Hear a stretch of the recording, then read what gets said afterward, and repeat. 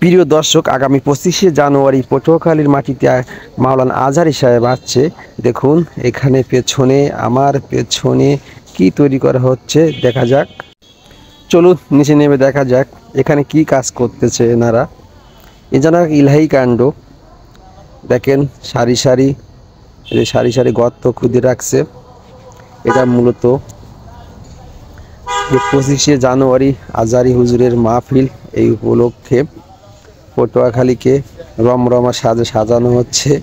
আর মুসল্লিদের জন্য দেখেন পাবলিক টয়লেটের ব্যবস্থা করা হচ্ছে। দেখছেন সারি সারি এগুলো হলো টয়লেটের জন্য করা হচ্ছে।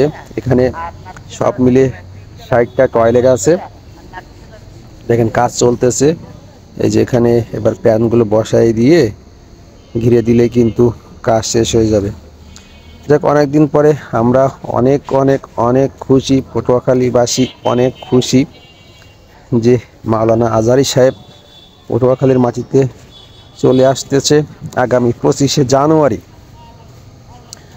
আর আমার মনে হয় বাংলাদেশে আজহারী সাহেব মাহফিল করতে আসলে যে পরিমাণ মানুষ হয়, অন্য কোনো হুজুর আসলে আমার মনে হয় এত পরিমাণ মানুষ হয় না।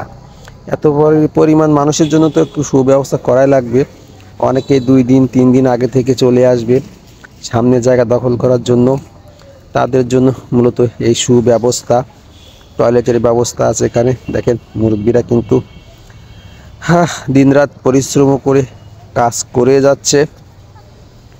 দেখেন কাজ করছে একদিনের জন্য, শুধুমাত্র একদিনের জন্য মাহফিল, তার জন্য এত আয়োজন।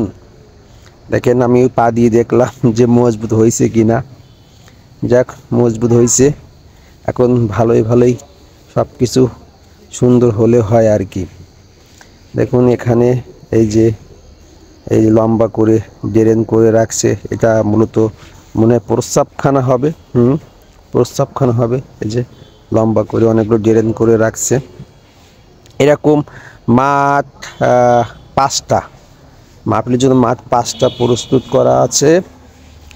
আর এরকম যে পাবলিক টয়লেট প্রত্যেকটা মাঠের সাথে এরকম করা হয়েছে মুসল্লিদের সুবিধার্থে। যাই হোক, আশা করি মাহফিলটা সফল সার্থক হবে। আপনাদের সবার দাওয়াত থাকলো, অবশ্যই চলে আসবেন পটুয়াখালীতে আজহারী হুজুরের মাহফিলে। যারা পটুয়াখালীর আশপাশের জেলা থেকে আসবেন, দাওয়াত থাকলো। ঠিক আছে, সবাই ভালো থাকবেন।